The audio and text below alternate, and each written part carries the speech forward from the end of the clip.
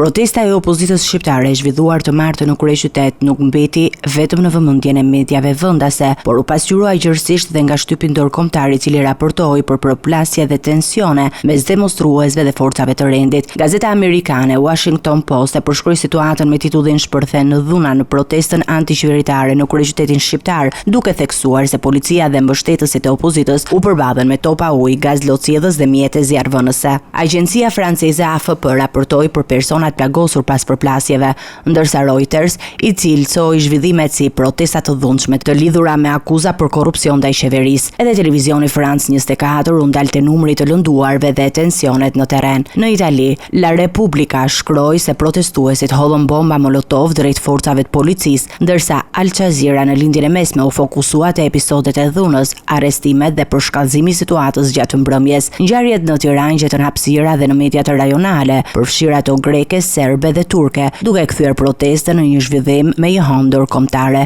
Pasqyrimi i gjerë tregon se tensionet politike në vend po ndiqen me vëmendje për te kufive, veçanërisht kur protesta shoqërohen me përplasje dhe ndërhyrje të forcave të rendit.